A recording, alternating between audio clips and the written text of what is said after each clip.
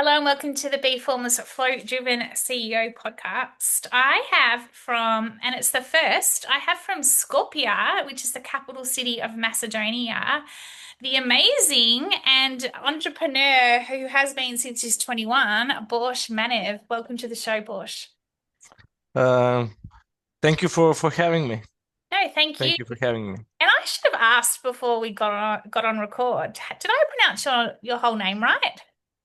No, I was just waiting to say it wrong. Yeah, it's Borche actually. Borche, Borche. sorry. Yeah. I'm like, forgive me. I'm just going straight into and I generally No always worries. check that. Everybody does it. Everybody does it. So Borche. Okay, cool. That's all good.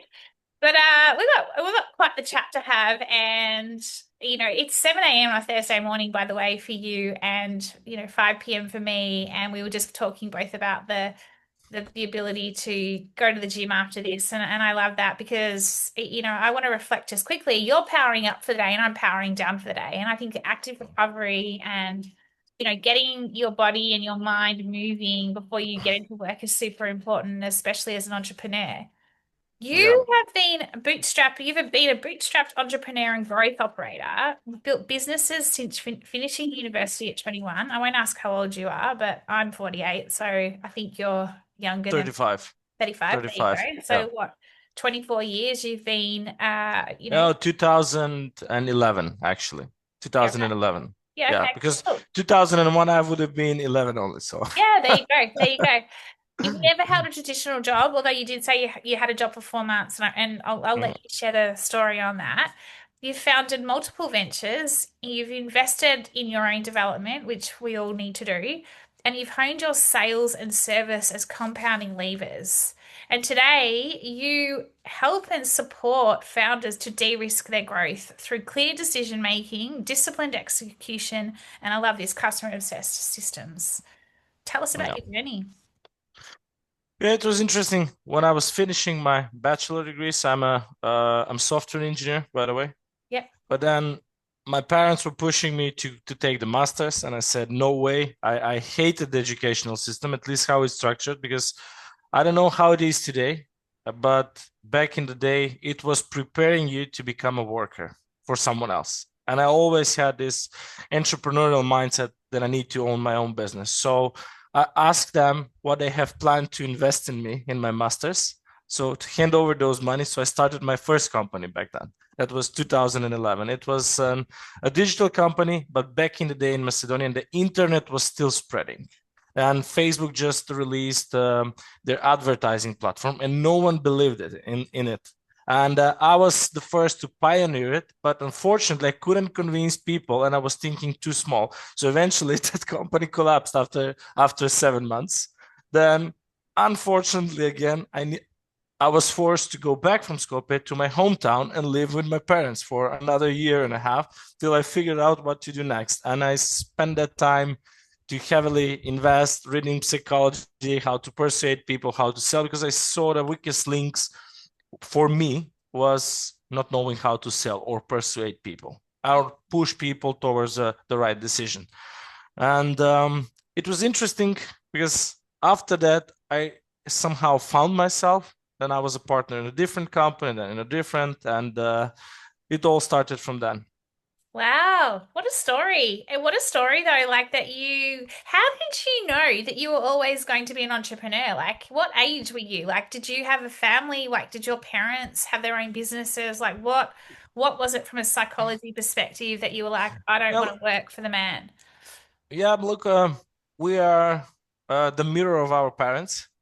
Unfortunately, we come with the good and the bad back, Yeah, you totally. know. But they were always running their own business. Either it was a farm and agriculture one day, and then it was a private business. I never saw them just wake up, prepare for job, then go spend 8 hours, bust themselves, come tired. So they were always planning their work and what they're going to work. Somehow, um, I inherited that from them.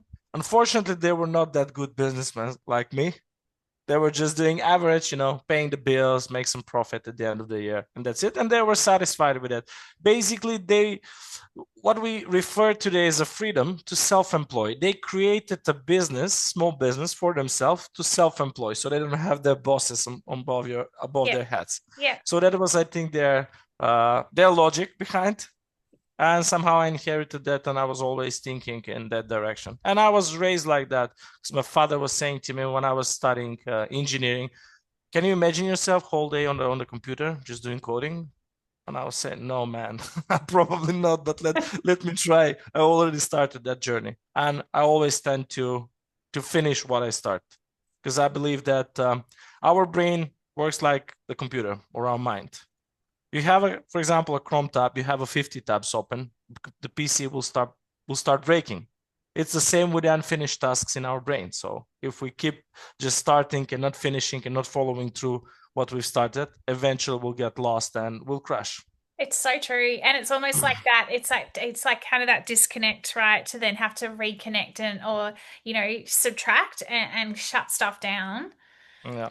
to be able to then go again, sort of thing. Like it's so right about the tabs, and the more tabs you have, you're just jumping between different tasks. And they say that multitasking is not healthy, it's not good for you, you don't get anything done that you're meant to do. So how do you stay focused? Yeah. Tell us a little bit about then what you're doing, more recently in terms of working with businesses and founders around this de-risking of growth. And I also want to understand, you have invested a lot in your own development, right? So Yep. Yep.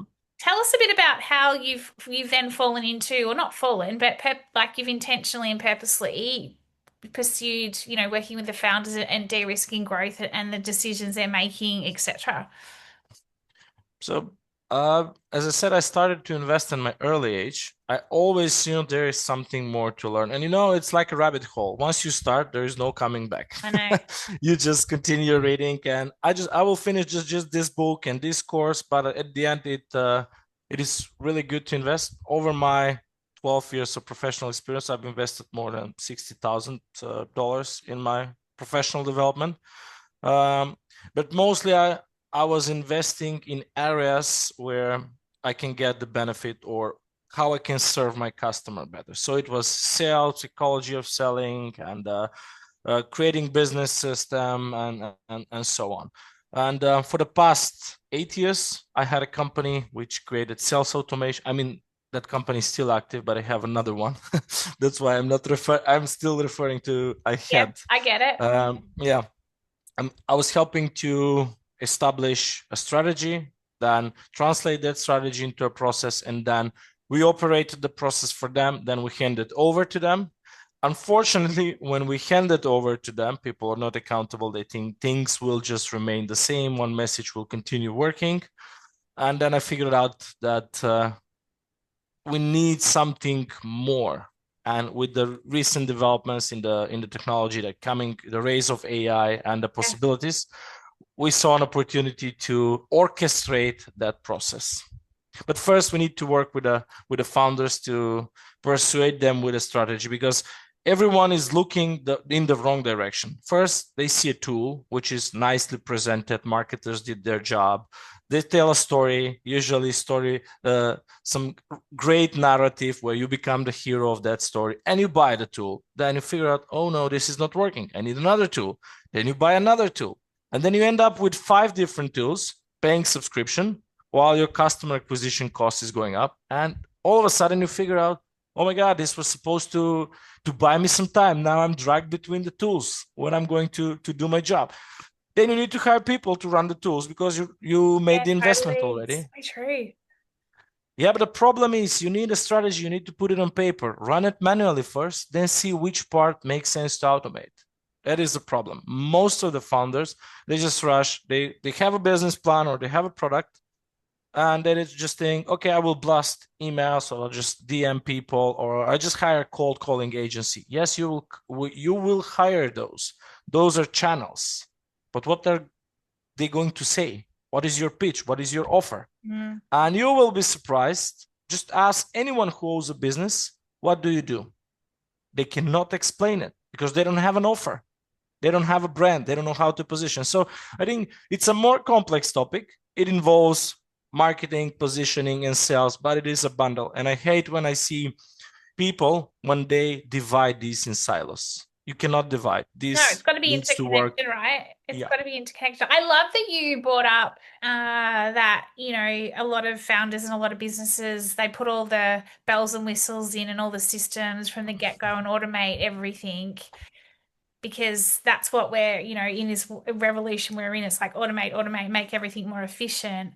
But I love that you brought up the need for founders to understand the business and to be clear on their offering and their product and what they're selling and by doing that also be manually doing the systems. And I mentioned to you pre-show that there's certain things I haven't done right, and I don't think any founder does anything absolutely right. And I'll be happy to be challenged on that from the get-go. Mhm. But you're Mhm. constantly iterating and pivoting. But the one thing I've definitely done is wanted to understand how the different things work, systems work. How does that connect to this? Like it's almost like this complex. You're putting a puzzle together. And I'm now Yeah. at that point where I'm like, I need to automate some of this stuff or automate a lot more of it now because I understand it. I've tested out different models and systems, and now I'm seeing how they can all work together. But if Yeah. I had have just implemented all the automation from the outset, I feel like I would be in a worse place than what I am now, if that makes sense. Even though Yes. I need to get out of the way of this, and I just need to. Do you know what I mean? Like, Yeah. Yeah.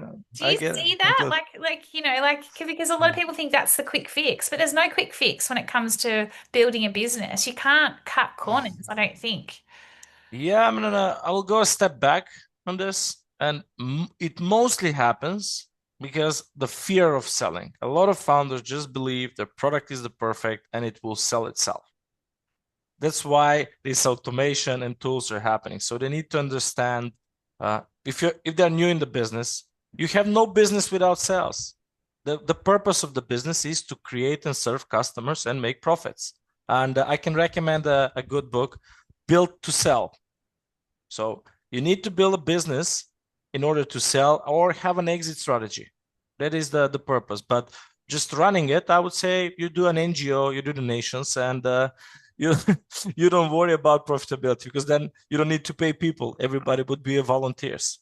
So that is the main problem that founders need to understand that they need to learn how to sell first. Then they can automate. And in order to begin with automation, you need to see where a human is needed, where you need to make the decision, not the automation, not if else nodes and open, not open email. We'll come to that. But first you need to write a checklist, how your sales process looks like.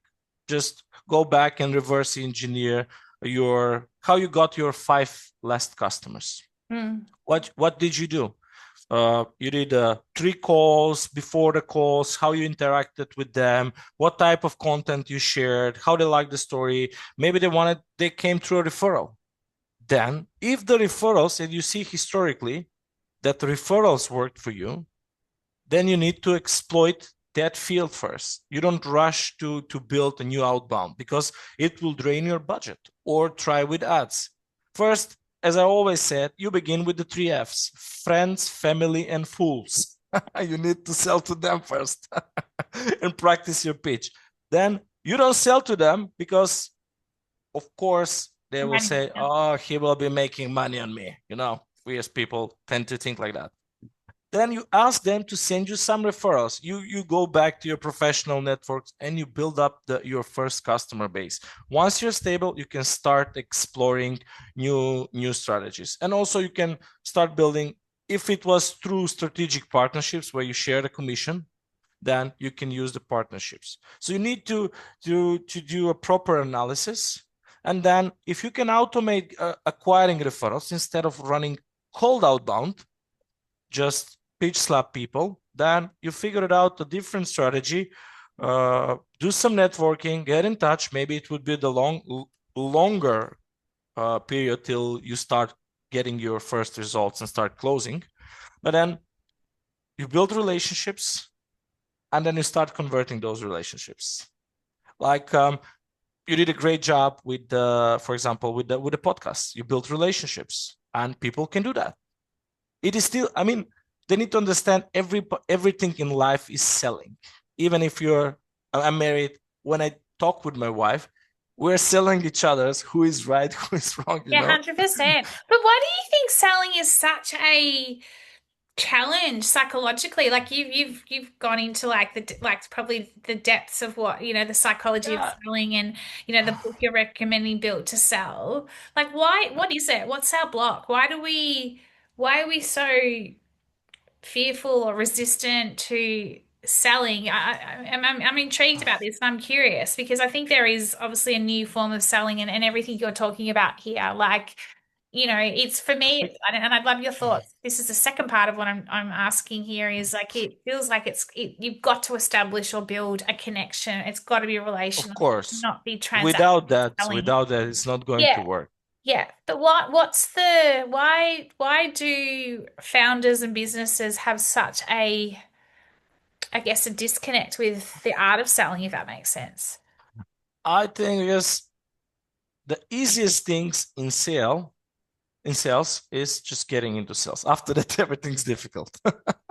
It's simple, but not easy. And also, throughout the years, there were a lot of movies which gave sales bad reputation.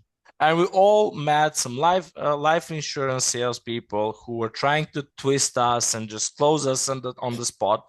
And that's how sales gained a bad reputation. Mm. And of course, marketers did their fair job that they built a system who sell for you. And somehow we got here. Of course, people are afraid of the cold calling. So imagine the first picture that comes when to your mind when you say sales. It's person on the phone. And I believe it will become more difficult or sales will shift towards AI. I will have an outbound AI avatar. Buyers will have their own AI avatar, which will pre-filter sales. Because how the newer generations are coming and which are raised with the technology and communicate through messenger chats, they will forget how to talk, with few exceptions, of course. But talking would not be the normal. But with our generations, unfortunately, people still need to talk and go on meetings, and that makes them uncomfortable. Because have you seen the pattern change? A friend is typing me on Messenger. I'm not replying. He's calling me. Hey, see what I wrote you. Come on, man. You called me and you're asking me to read the messages. Tell it to me. We shifted our way. So that's where the automation comes in place. So you can do some of that because there a shift how we interact. But of course, still people need to take over because the automation is just a stupid thing. It just automates. Send step one there, send step two there, send step three there, and that's it. But it has a bigger picture, and automation is just a fragment of the whole story because you need Wait, to analyze a lot of things. For example, if you're in enterprise sales, for example, you sell to large enterprises, multinationals, good luck selling them with a cold email outreach. You will find their email, but they're not email. They have their own protected intranets. They go on events. You need to find their groups, their peers, and how they're engaging. So it's a completely different approach. Of course, by the book looks pretty simple. You create an account at Apollo. Okay. You export the list, you verify the emails, you blast them, and you expect for meetings. And then you will spend up investing in yeah. automation, which doesn't work. In that specific case, you need to understand these are cybersecurity people. You might be a threat actor, someone trying to steal their identity and hack them. So how they're supposed to react on cold Yeah. outreach? Yeah. It's so are you saying that there is no one key channel when it comes to sales? It depends on your business, it depends on your Yes. product. Does it also depend on you as the founder, as the person? Like you said to me before, you did a really good job with, my podcast, and you said you could feel my energy coming through. Like I could have automated the crap out of that, but I actually am responding to majority of those emails, believe it or not. And a lot of people will go, "You're crazy. You need to automate it." But there's magic in connection. There's magic in energy. There's Yes. magic in connection. There's magic in forming trust. And yes, yes, you need to, as you scale, you need to automate, but there's still this requirement. Do you think that, yeah, is there not one key channel? Like there's all like what you're saying to me is, I think you're saying this is, it's not a cookie cutter approach. It depends Yeah, on the business, who you are as a founder, and you need to explore to work through what is the right the right sales funnel or approach. Yeah, channel for yeah, you, or the right approach, versus just putting a a blanket over it and automating it all and just going scattergun, bang bang bang bang bang, and then like, why haven't I got any result conversions yet? yeah, yeah.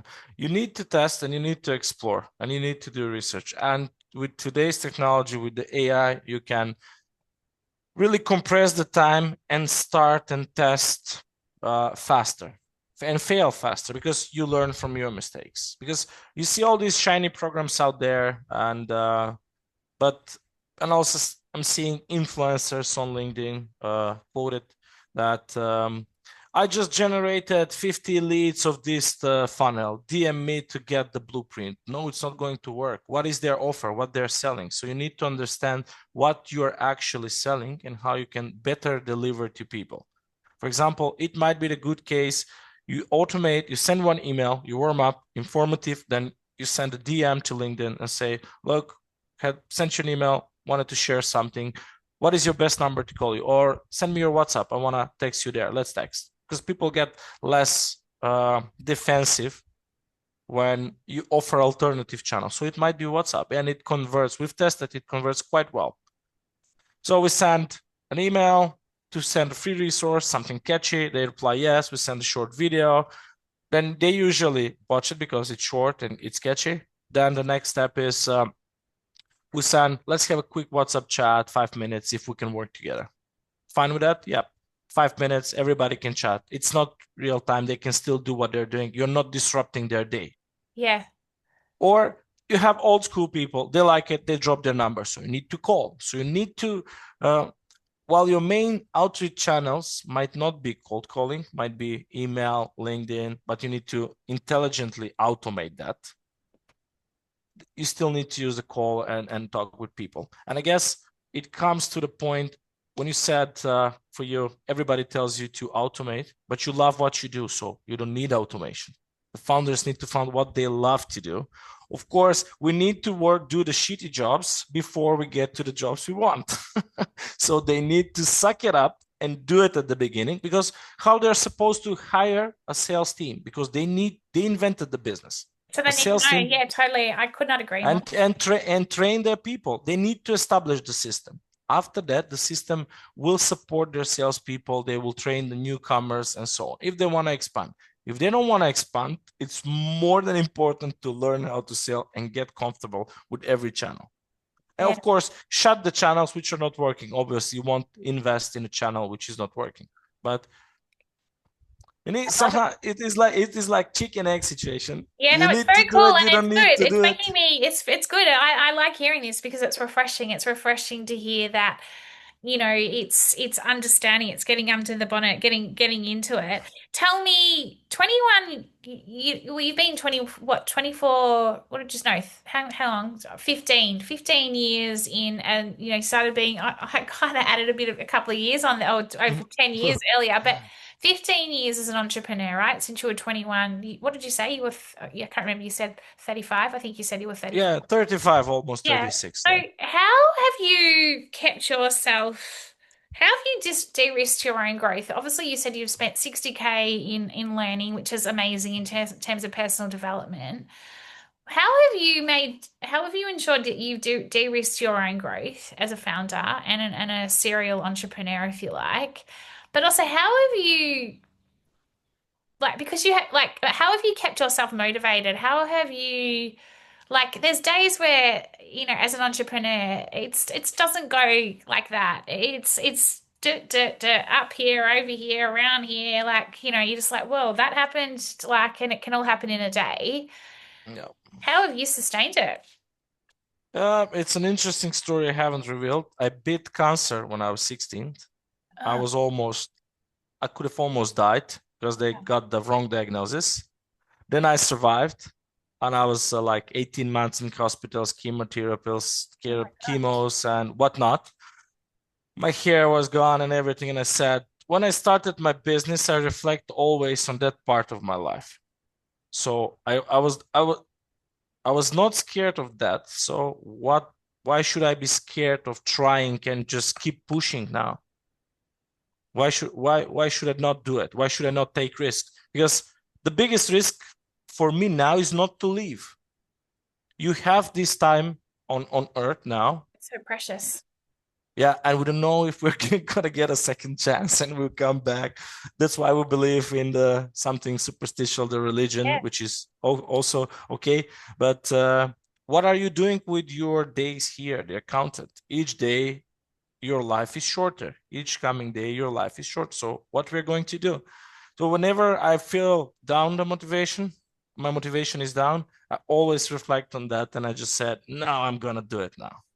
Oh my And gosh. just keep What an pushing. Yeah. inspiring story and what an incredible, person you are. Like to go through that at 16 and hearing your story, it makes sense that you have gone, why would I work for somebody when I have like the endless like possibilities and I'm going to give it my all and I'm going to choose the unbeaten path, which is versus the path as we know it.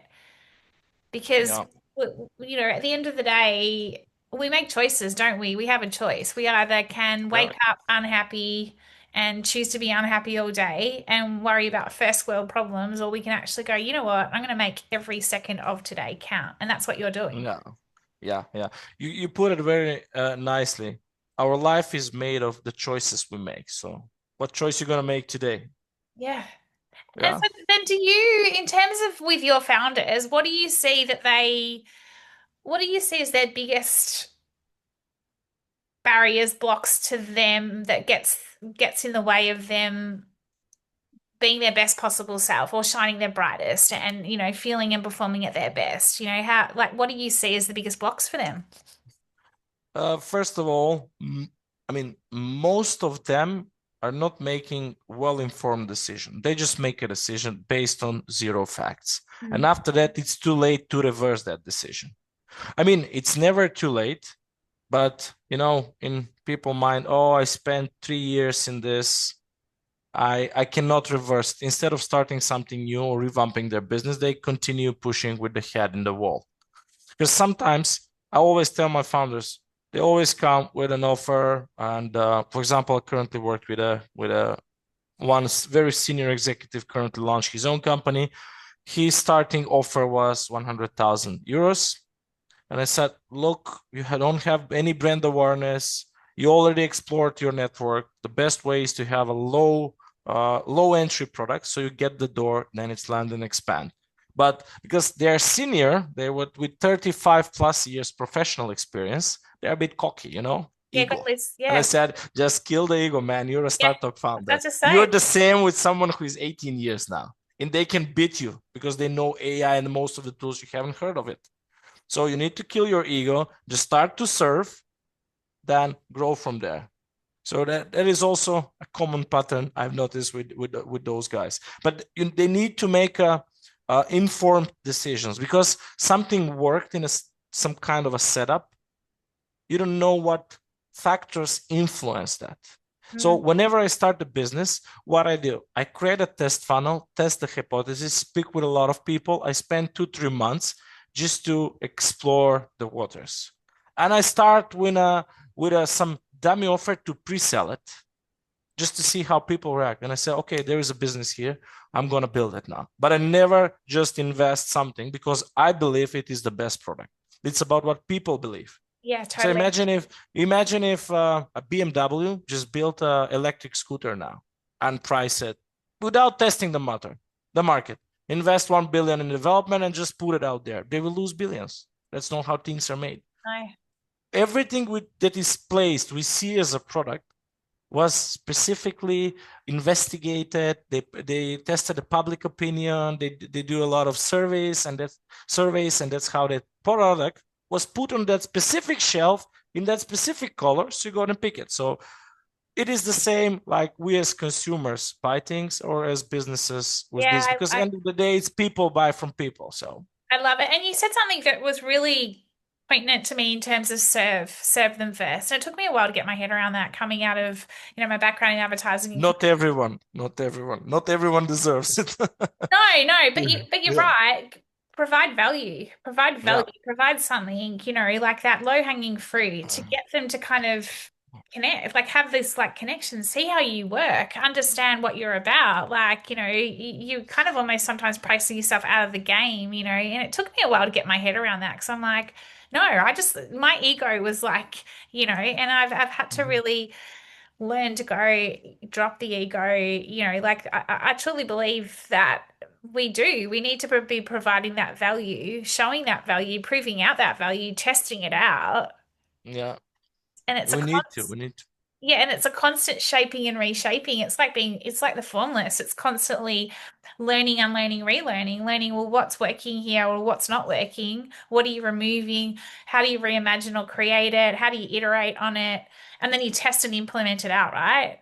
And it's Yeah. that continuous cycle. Yeah, I thought that was fascinating. A couple of last questions for you, Borcha. In terms of response to my question, and I pretty much called it out, but when you booked in for the pod, and I said, "What's one unique insight or lived experience when it comes to life leadership um, and or business?" I just want to talk about this bootstrapped because you've never worked for anyone in your life. We know that. After finishing out uni at 21, I started my first business, then the next. I tried a lot of things and I've always bootstrapped. Mhm. Tell us just a bit about the bootstrapping because there's also that, and I'd be interested in your thoughts on this. There's this tendency to go, I need investors from the get-go versus bootstrapping your own business. Um, I'm somehow changing my thoughts now because I'm building this AI sales orchestration platform where you don't reach out just to people, but the AI research the intent and checks the company, gives you some scoring, and then you can make an informed decision if you want to go after. So you will have a reasoning why it needs to be reached Yeah. out. So it's not just an automation, it's about AI agents orchestrating the whole research and telling you what's working, what's not working, and then you can scale it. And now, till now, my business is more simple, where I can just do the work and just reinvest everything.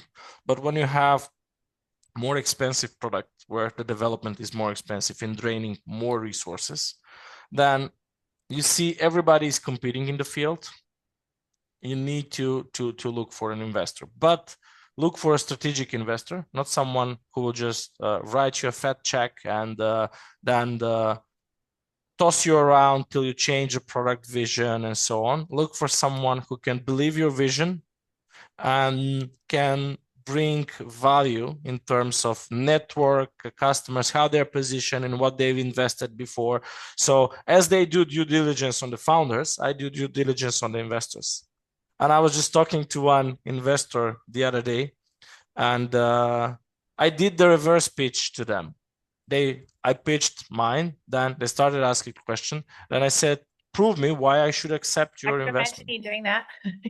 They wouldn't get past a lot with you. Yeah, but they met me 10 minutes ago. The chances that they're going to invest immediately Yeah. won't happen. So I at least try my pitch. And sometimes you need to sacrifice few meetings to see what's working, what's not working, not to be afraid to pivot. Because you go on a meeting, sometimes you might get blocked. And then what else gonna do? That is a bad sign for the investors. But you need to bootstrap and pivot and see how you can twist the conversation. Last question. I love that answer. Last question, and then I'd love to get your words of wisdom as we wrap up our conversation. Health is wealth. Yeah, You've faced some serious adversity when you were 16, and you've seen two sides, staring and glaring at you. Health is wealth. In terms of your health, what do you do to ensure that it stays wealthy? great question. That's why we mentioned at the beginning. I hit the gym in the morning. I discovered that my best period of the day to exercise is in the morning on an empty stomach Just take a liter of water with freshly squeezed lemons, 3 lemons Yeah, inside. So bit that's of how that. I hydrate. I just put a bit of salt. That's how I hydrate. Exercise, and then you need to see how your body reacts on that physical activities and after the foods you're eating. For example, I kicked out sugar, carbs, sweets, all that. And I discovered that my best diet is keto, of course, checking with the nutrition Yeah, and everything, not just doing uninformed decisions. I just took my moms blood love it. exams and then went to the nutrition and said, I want to eat fat because I feel happy when I eat fat. Yeah. Love And it. also follow the body. Sometimes I eat a junk food like a burger, but it's still you have all these things that you shouldn't be putting in yourself. And then I feel low with energy, bloated, and so on. So you need Yeah, to follow how your body reacts because end of the day, as we said, the mind might come back in a different shape or form, but the body is the vehicle, and we need to take care of it. yeah, I love that. And don't be absorbed. I'm beautiful. I'm not. Everybody's beautiful in their own way. So I love that. physical beauty is not a reflection of the of how Inner we. beauty. It's not a reflection of the inner. It's like that Yes. whole inside out, you know? What would be, I'm going to leave it with you. Leave us with some wise words of wisdom, something that you think will resonate with the audience. Learn how to sell because it's the easiest thing that you can do. If you're penniless tomorrow on the street, what you gonna do? You don't have money to start anything. So what I would do, I would go and ask the first store, can you give me a commission if I sell half of your stock? And then I'll be in front of the store and just bring people and start selling and earn the commission.